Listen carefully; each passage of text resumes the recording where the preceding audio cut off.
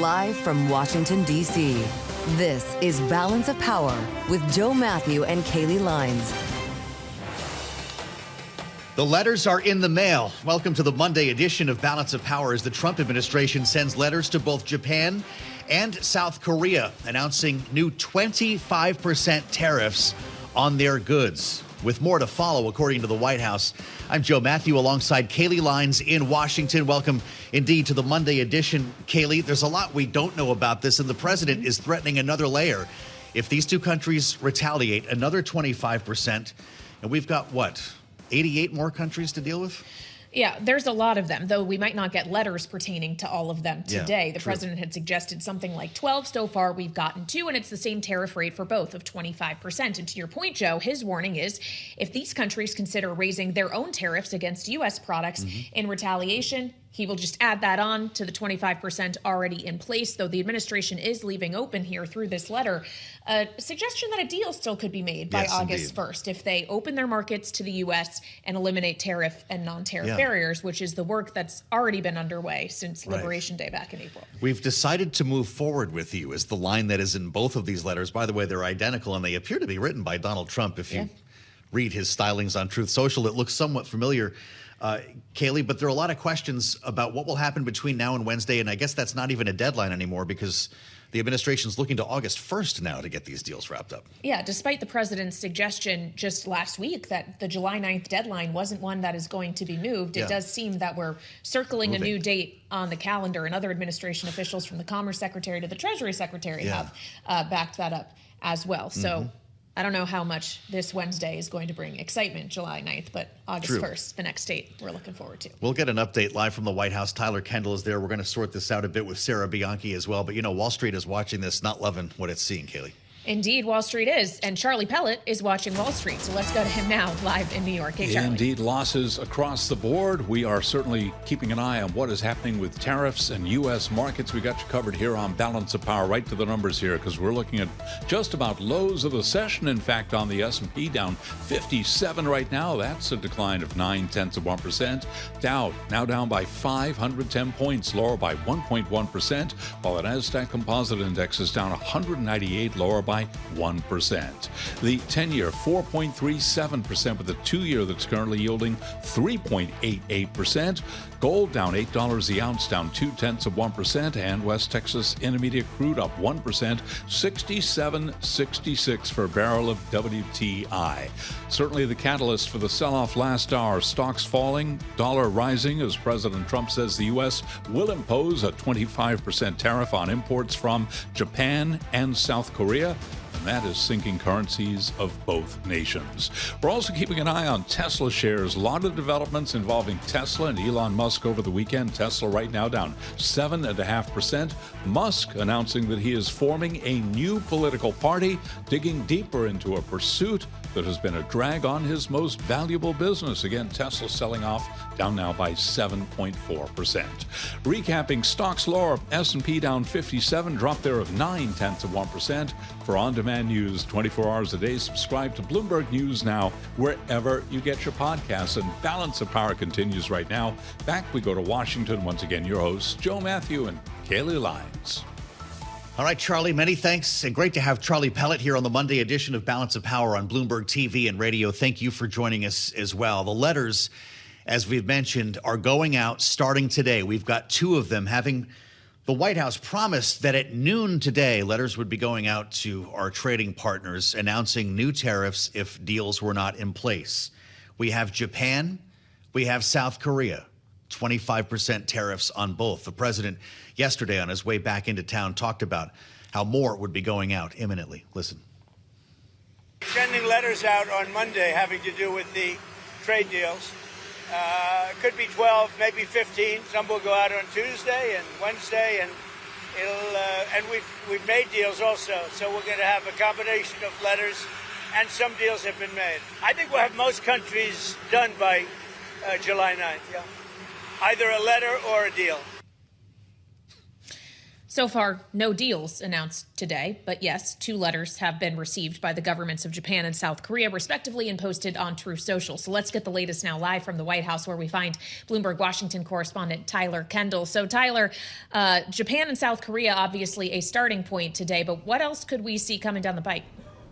Yeah, hey, Kailey. Well, President Trump has said that we could expect 12 to 15 countries to get these letters. And we're sort of watching 3 different scenarios here that could unfold over the next week. We could see some framework agreements announced, similar to how we saw with Vietnam, for example, President Trump announcing that 20% tariff, though we should note that there were negotiators in Washington over the weekend as they iron that out. Then we could see some of these countries, instead of getting perhaps the letter, they would be given a more tangible extension when it comes to negotiating, since the White House would say that they are negotiating in good faith. And the last bucket would be those countries that could see their tariff rates essentially dictated to them. Perhaps this would be those smaller countries that are already facing that 10% baseline tariff from those Liberation Day levels and aren't really expecting to see much movement going forward there. It is interesting, though, that the 2 countries that he prioritized to send these letters to are actually 2 countries that the White House has been prioritizing for talks. Japan and South Korea have long been at the top of the list when it comes to negotiations for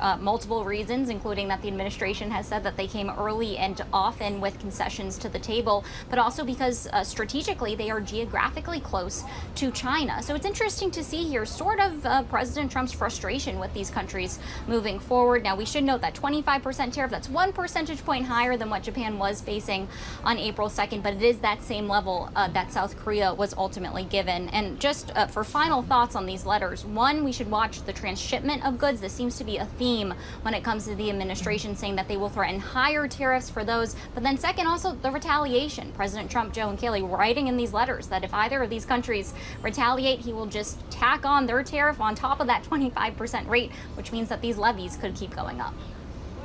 Wait.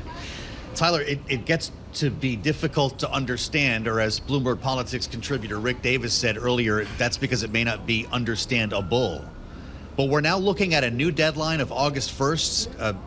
Howard Lutnick, who was standing right next to Donald Trump when he made those remarks that we just played on the tarmac from earlier, confirmed that last night. So that is the new deadline? That does appear to be that they are signaling that while the letters are going out this week, the levies aren't going to be enacted until August 1st, which would give us about a 3-week extension for these countries to make some sort of deal or face these tariff rates that President Trump is outlining. But we should say President Trump in his letter didn't explicitly say that, but that's sort of the indication that we've been getting from other senior administration officials, including Howard Lutnick, as well as the Treasury Secretary Scott Bessent. Now, one that we're watching incredibly closely, of course, is the European Union, a country that at first wasn't being prioritized with the talks, but really seems to have this reversal in favor, with Ursula von der Leyen holding a direct phone call with President Trump last night to talk about perhaps a technical negotiation that we could see moving forward here. So a lot to track, a lot of uncertainty, but one thing's for sure, Joe and Kailey, the administration wants to show some sort of forward progress. It just seems that the situation is pretty fluid. Well, Tyler, another area in which the administration would like to see forward progress is on a ceasefire agreement between Israel and Hamas, something I assume is going to be high on the agenda as President Trump greets the Israeli Prime Minister Benjamin Netanyahu at the White House today for the 3rd time in 6 months. What should we expect from this evening's visit? Right, exactly, Kailey. I can tell you that security is incredibly tight here at the White House. It's very difficult to get in anticipation of this visit. Now, there's a few different things on the schedule, including that they will have this bilateral meeting, and then there will be a state dinner later on tonight. Now, the White House, and President Trump in particular, is pushing forward this 60-day ceasefire proposal, but it's meeting some resistance, although Israel has come out saying that it would support it and sent mediators to Qatar over the weekend, for example. So really, they're trying to show some sort of forward progress here when it comes to the negotiations. Perhaps we could get some sort of headlines. We know that the Israeli Prime Minister isn't just meeting with President Trump. He also has scheduled meetings with Steve Witkoff, of course, the special envoy, as well as Secretary of State Marco Rubio later on this afternoon.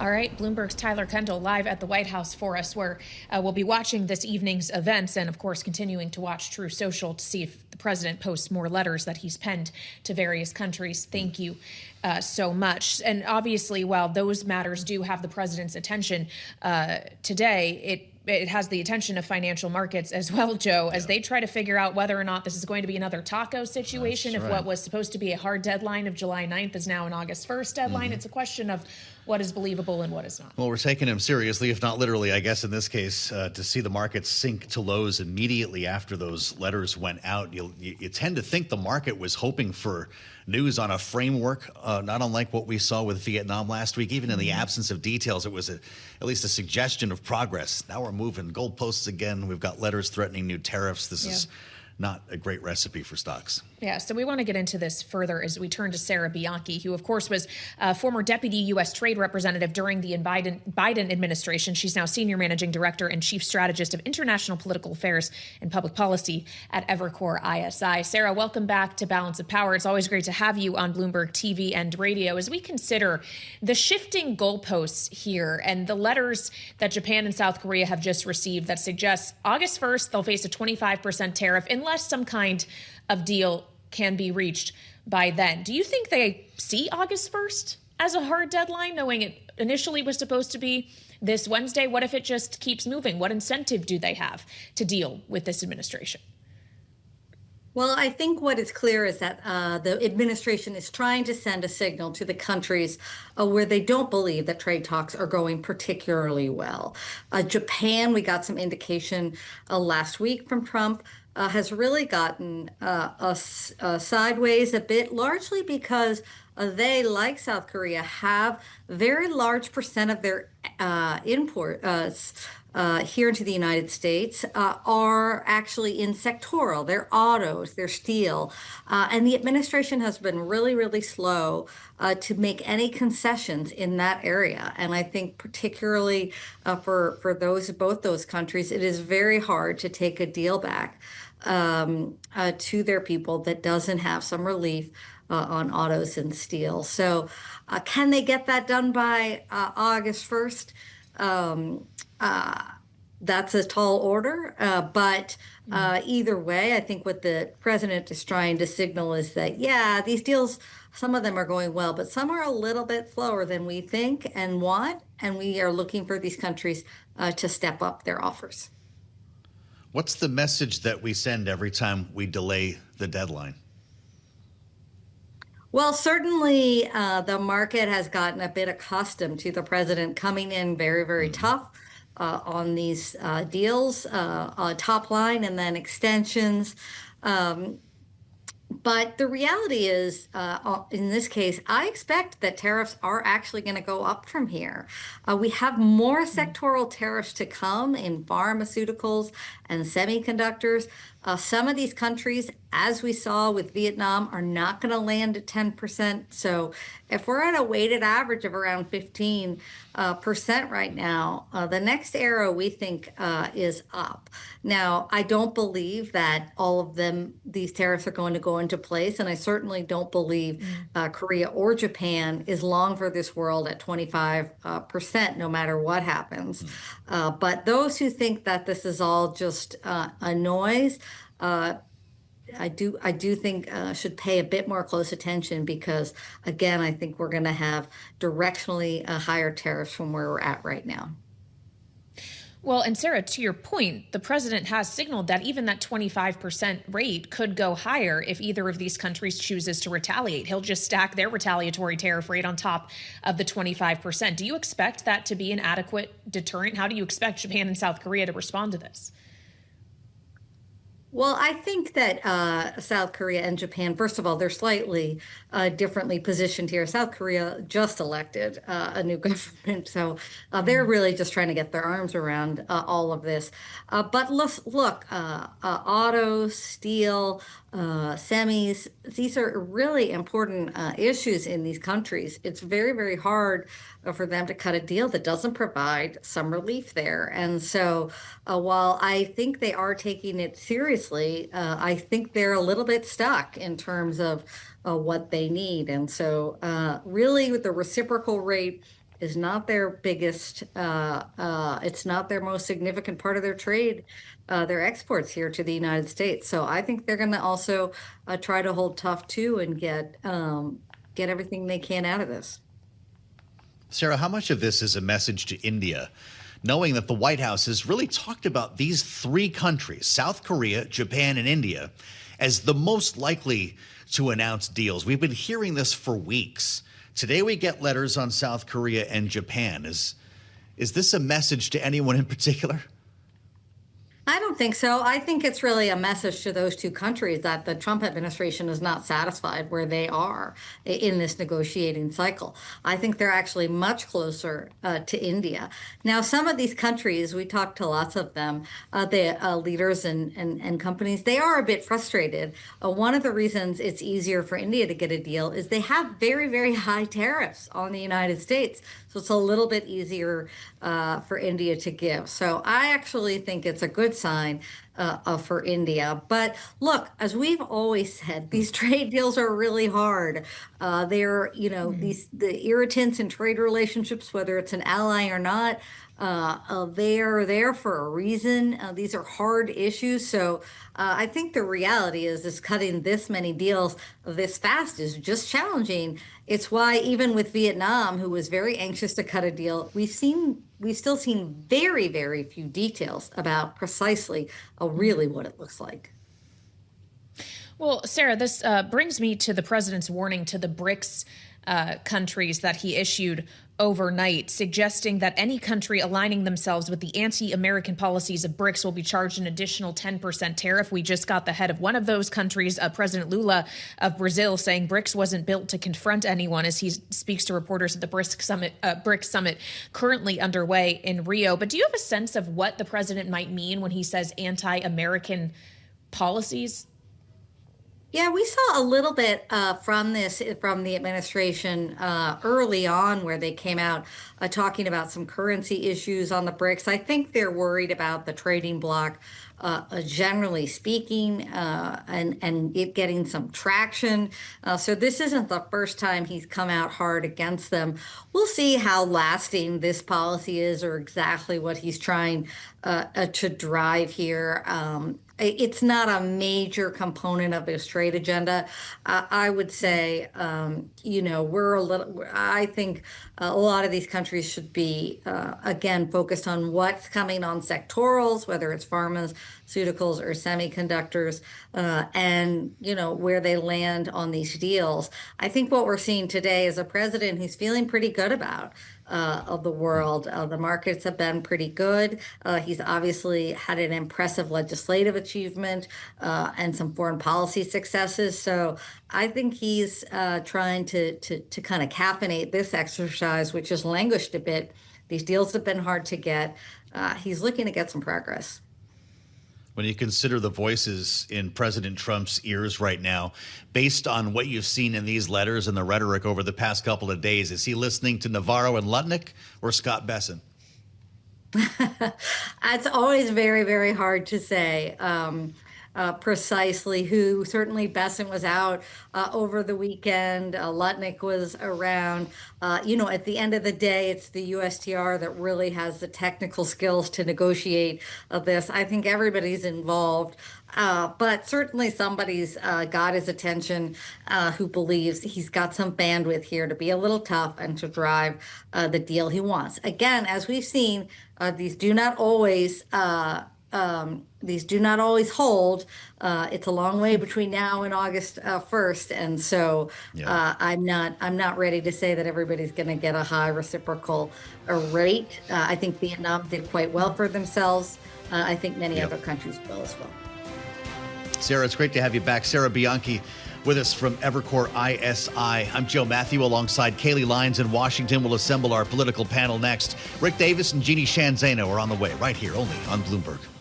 In Wall Street, of course, also on our minds in terms of their reaction to the president's threatening of new countries receiving new tariff levels, or at least existing countries that we already trade with getting levels of tariff set. We've already seen, of course, 25% for Japan and South Korea, and we're keeping an eye on what may come next, as the president has suggested about a dozen countries could ultimately be receiving letters today. But the president also is focused on matters here at home, including, of course, deploying FEMA and declaring an emergency after devastating flooding in Hill Country in Texas over the weekend that has claimed at least 80 lives, many of them children, as 27 campers and counselors have been confirmed dead at Camp Mystic in Texas, just outside Kerrville. And this is obviously a story that we're following closely here as we consider also the emergency preparedness and emergency response. We heard from the mayor of Kerrville, Joe Herring, about the tragedy over the weekend. I need to tell my community and those families who are waiting, this will be a rough week. Primary search continues, and we remain hopeful every foot, every mile, every bend of the river. Camp Mystic in Kerr County says it is grieving the loss now of 27 campers and counselors. Caroline Leavitt, the press secretary at the White House, just now updating the death toll to 91, up from over 80. The last time we spoke with Julie Fine, who joins us now, our Texas bureau chief, with us live from Dallas with the latest on this, having heard from this briefing and now the White House. Julie, we also have the threat of more bad weather. What are you hearing?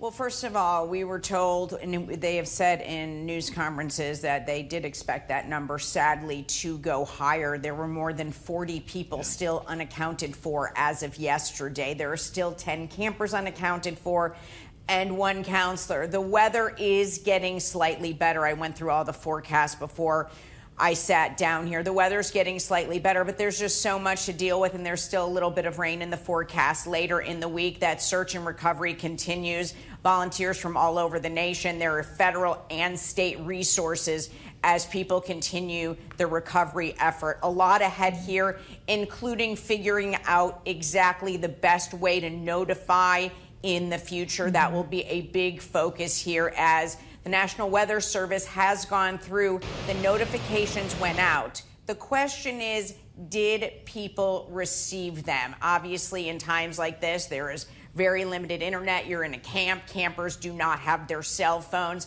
They're going to have to figure out a much better system, obviously, moving forward. Joe and Kailey. Well, and Julie, that's what Caroline Leavitt, the White House press secretary, is now addressing. She's pushing back on what she describes as falsehoods around the National Weather Service, which she describes as having had done its job, that their offices in Austin, San Antonio, conducted forecast briefings for emergency management in the morning, issued flood watches in the early afternoon, executing timely forecasts. Is there any evidence at this time, Julie, that there was any staffing or other issues that could be potentially pinned on this administration in terms of the ability of these agencies to respond to the unfolding disaster? At this point, it does not appear that there is anything specific. There have been a few people that have left due to possibly taking early retirement, but the National Weather Service has really pushed back on anything saying the National Weather Service did its job. I do want to talk a little bit about here in Texas. There is some type of alert fatigue. I will tell you, you can get an alert almost on the daily here because of the weather, because of tornadoes. Also, one thing to note about the weather here, you can be expecting a tornado and then all of a sudden it moves 80 miles. All of this will be certainly looked at. I mean, Senator Ted Cruz saying that today, local officials saying they have to go through everything to make sure this doesn't happen again. There is a special session at the end of the month at the Texas legislature. It's not on the agenda right now. I will not be surprised if it's added and this comes up and they take a good look at emergency management notification systems. Great reporting, Julie. We appreciate it so much. Julie Fine is our Texas bureau chief. As we keep an ear on the briefing here, we also should remind everyone that Senator Chuck Schumer is getting involved here. The Democratic leader in the Senate, Kailey, is asking the Department of Commerce's acting inspector general to look into this very idea of staffing vacancies at the National Weather Service. But it does appear, based on the briefing we heard earlier, that the alerts, as you pointed out, were delivered. Whether you see an alert at 1 o'clock or 3 o'clock in the morning remains a very different question. Something we'll get into here with our political panel, along with some other topics that we're following today. Bloomberg Politics contributors Jeanne Zaino and Rick Davis are with us. Jeanne is Senior Democracy Fellow at the Center for the Study of the Presidency and Congress. And, of course, Rick, our Republican strategist, a partner at Stonecourt Capital. What's Chuck Schumer up to here, Jeanne? We want to be careful with this story because there is no evidence that staffing shortages led to this outcome. That's right. He is trying to uncover, investigate if any of the cuts that we've seen to the weather service, whether during Biden's time, quite frankly, or during Trump's time, may have impacted what has happened in Texas. And he is right to do that. Of course, want to be very careful that you don't take resources away from recovery and helping out victims in order to do that. But it doesn't seem like that is happening. The other thing that should be looked into, quite frankly, and will certainly, is the impact of global warming on all of this and the weather we are seeing around the world and the country, which is impacting what we're seeing in places like Texas and, quite frankly, everywhere we look. And this is a Congress that should address that as well. Well, we should also keep in mind that in addition to the actual cuts we have seen to NOAA and the National Weather Service, this is also a president, Rick, who has called for getting rid of FEMA. He wants to send essentially emergency response back to states individually, though FEMA has been mobilized to respond to what just happened in Texas. Do you expect the president to pivot on that effort? Yeah, I think it's fair to just give a bit of a heartbeat to this issue before we've even really gotten through the recovery and phase. There are a lot of families that are wondering, why are we worrying about the weather when we have children and other members of their family at risk? Look, there's going to be a lot to talk about as a result of these kinds of really horrific situations, whether it's are we a 21st century country that can't get our, sort of weather act together? There's a lot to that puzzle that maybe some investment by the federal government could do with. And on top of that, some of these other issues on response are always going to be a case, but we need to let that response occur before we start, parsing what we're going to do about it in the future.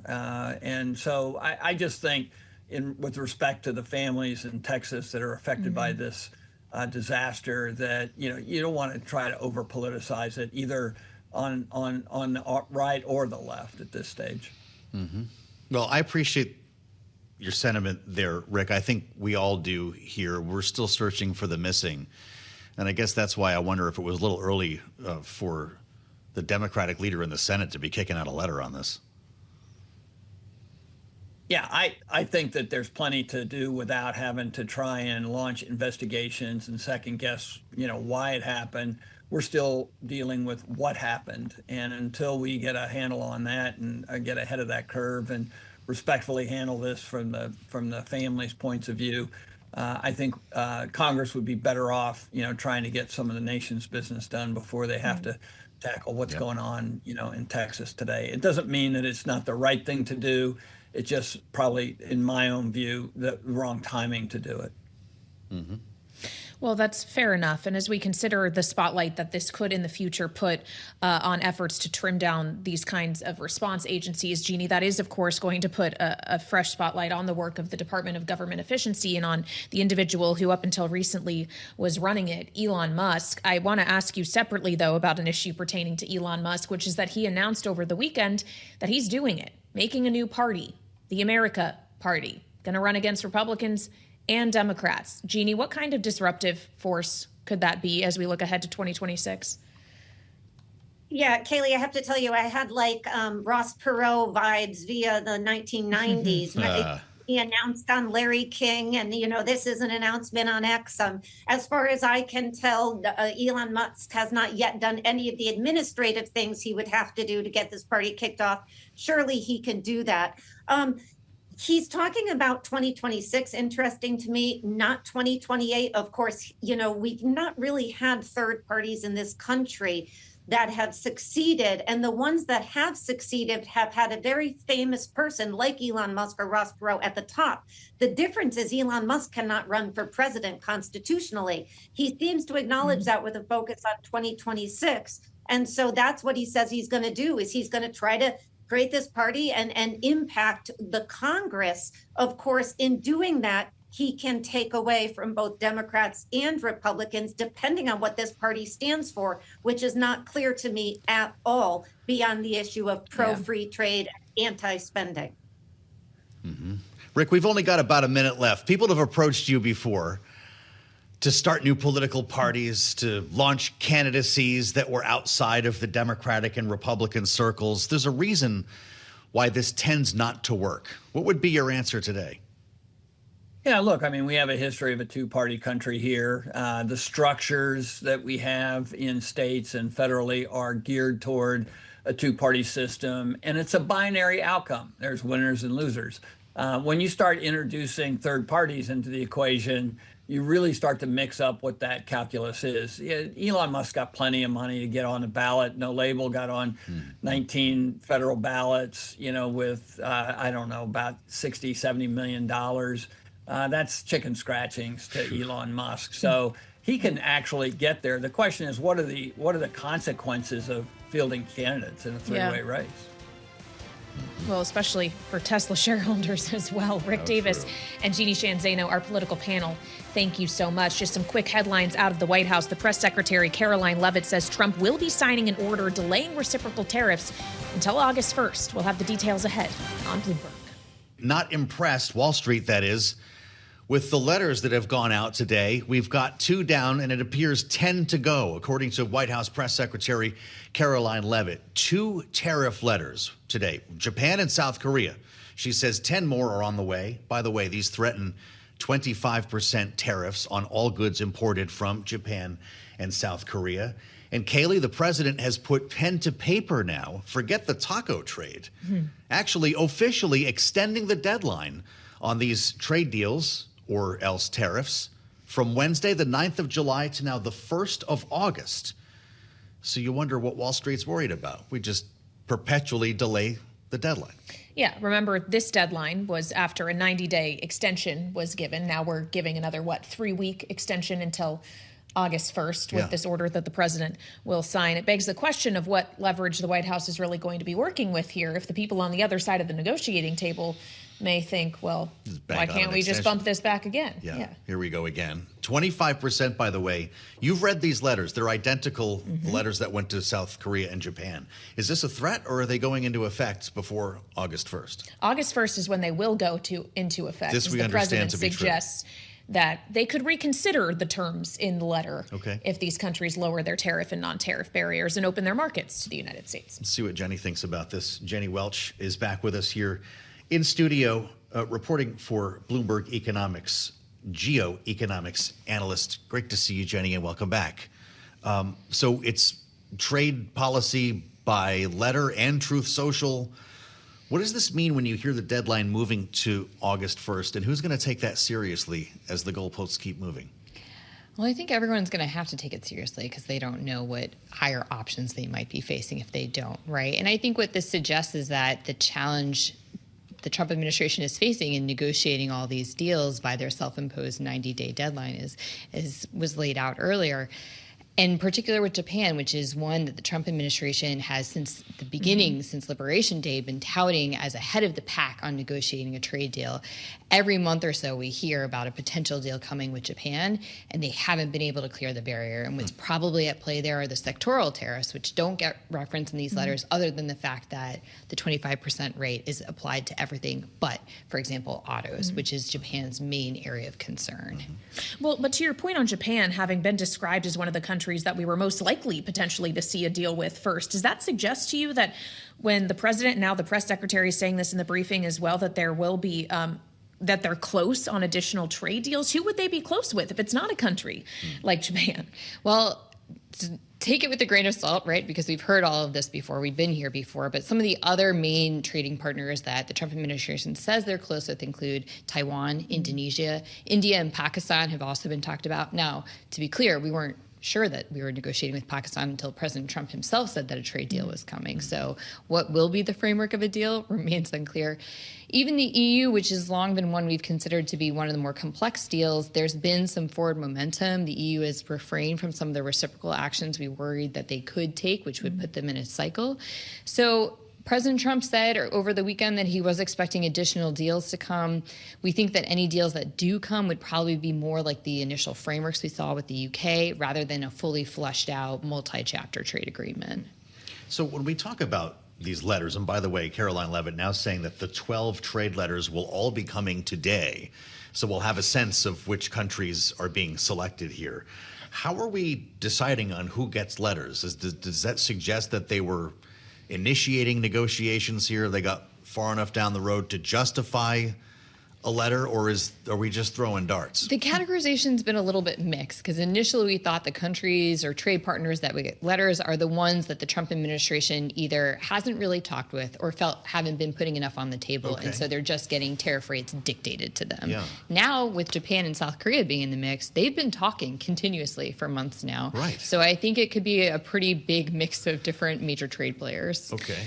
All right, so clearly we still have a lot to learn here. But Jenny, we appreciate it as always. Jenny Welch, of course, is our senior geoeconomics analyst with Bloomberg Economics, joining us here in our Washington, D.C. studio, and will, of course, be watching the True Social feed of President Trump to see when these other letters come out. We've gotten 2. We've got more to go until we get to a dozen, Joe. We'll be following that all day here on Bloomberg. But we know he may want to have things wrapped up by later this evening, as he is expecting Israeli Prime Minister Benjamin Netanyahu at the White House for a bilateral meeting and state dinner around 6 p.m. Caroline Levitt saying the president is still in contact with Iran on a deal, which I suspect will come up in this meeting. But this was supposed to be about a potential ceasefire with Hamas. We should know Benjamin Netanyahu on his 3rd visit here to the White House, the only world leader who has had more than one. Yeah, 3 visits in 6 months. So we want to get the perspective now from Natasha Hall. She's non-resident senior associate for geopolitics and the foreign policy department at the Center for Strategic and International Studies. She's here with us in our Washington, D.C. studio. Nice to see you, Natasha. Thank you for having Always me. great to have you here on Balance of Power. As we consider first, let's just take the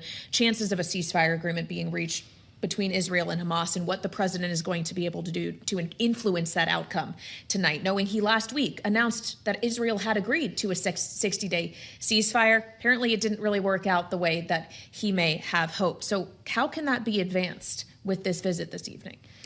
Well, we've been here before, many times before. And in fact, this time last year with President Biden, he had attempted something similar, basically saying Israel had already agreed to a ceasefire, only to have Netanyahu essentially say no. And so we're here again. And so I think it remains to be seen what's going to happen, what kind of leverage the president will actually apply to Netanyahu. But needless to say, billions of dollars in arms, diplomatic cover at the UN. I mean, the United States has a lot of leverage to bear if it wants to use it. And that's the big question. When you go back to the Biden announcement, there was a subsequent Biden announcement. Remember, everyone was back to the table on that same deal. It was, I think, a 4-pronged agreement, and it began with a 60-day ceasefire. Is that still where we're starting in this conversation? I mean, unfortunately, it does seem to be where we're starting. But this time around, because we've seen so many of these temporary ceasefires, Hamas is insisting that should there be a 60-day ceasefire, that immediately talks begin to permanently end the war, which I think is somewhat reasonable given we're nearly 2 years in right now. But it does appear that that would be the starting point. Well, and how has Hamas's position been influenced by what we saw take place between Iran and the U.S. and Israel with the strikes we saw last month and now the truce that we are in? Is Hamas in a position to kind of hold a tough line here, or are they more in a position to be willing to negotiate or to acquiesce to some of the demands of the Israelis?